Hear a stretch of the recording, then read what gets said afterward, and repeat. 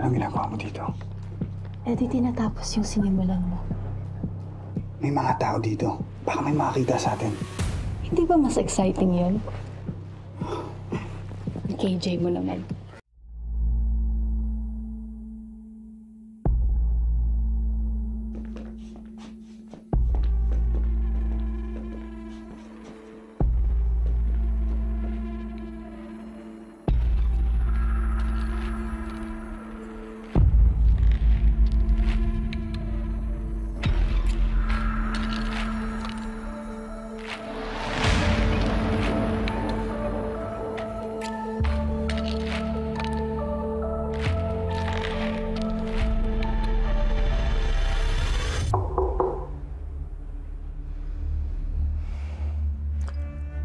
What brings you here, Atty.? Meron ka ba ibabalita sa akin tungkol sa anak ko?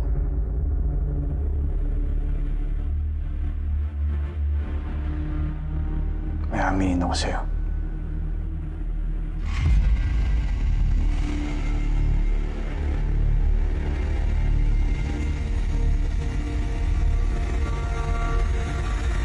Hindi ako pumatay kay Dreyfus.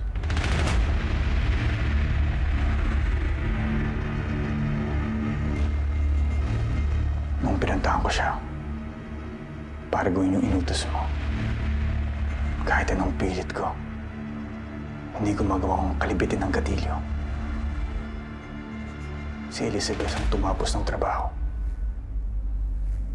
Nakipagreglo siya sa akin na hindi niya sasabihin sa'yo ang katotohanan. Kapalit, bigay ko lahat ng gusto niya. Alam kong nagtiwala kayo sa akin, Judge. At binigo kita. Kaya humihingi ako ng pasensya. Sana mapatawad mo ako.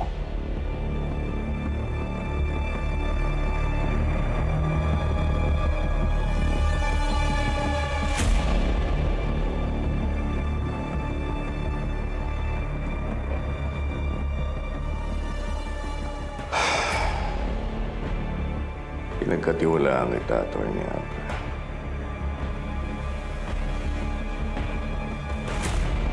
Binigyan kita ng pagkakataon na mapatunayan na magkauri tayo. Pero anong ginawa mo?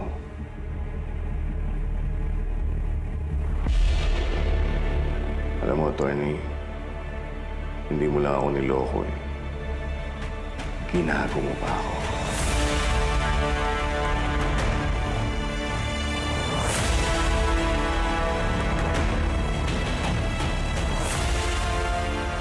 However, Atty., I still do appreciate your honesty.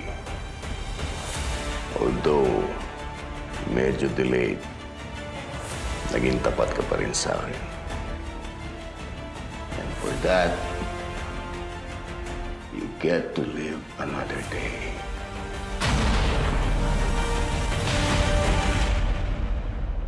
Maraming salamat.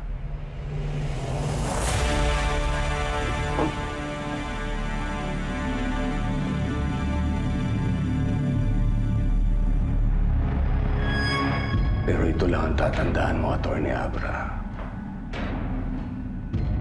Ito na ang una at huling panloloko mo sa akin.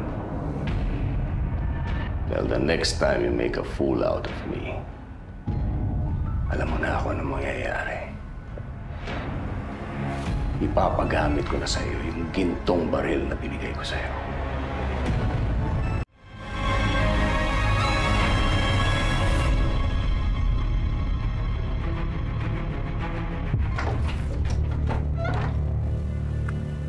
Attorney, kanina pa kita hinihintay. Ngayon ka lang dumating.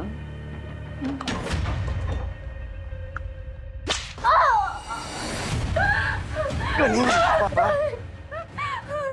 Ayop ka, Elizabeth. Tinanggap kitang tunay na anak. Pinatira kita dito sa pamamahay ko. Pagkatapos mo sumablay kay Sampaga, ito ba igaganti mo sa akin? Nasasaktan ako! Halika dito. Ba't talaga na mukha mo, Elizabeth? Ipinagtapat na sa akin ni Abra yung ginawa mong pagpa-blackmail. Ginamit mo pa talaga ako para sa kahalayan mo.